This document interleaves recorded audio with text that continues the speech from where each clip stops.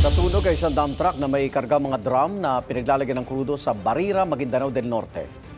Nabalot ng malaking apoy at makapal na usok ang lugar kung saan huminto ang truck sa barangay Bualan. Nadamay pa ang isang bahay sa sunog.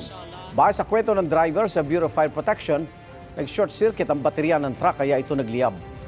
Nakatakda raw sanang i-dispose ang mga drum sa bayan ng Parang.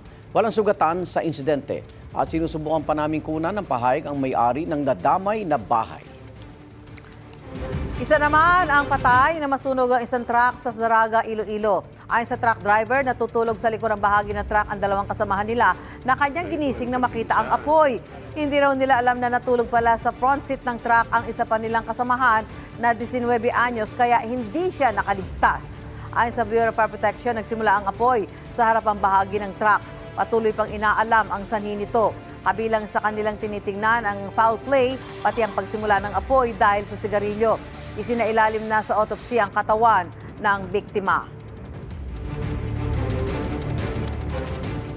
Igan, mauna ka sa mga balita, mag-subscribe na sa GMA Integrated News sa YouTube para sa iba't ibang ulat sa ating bansa.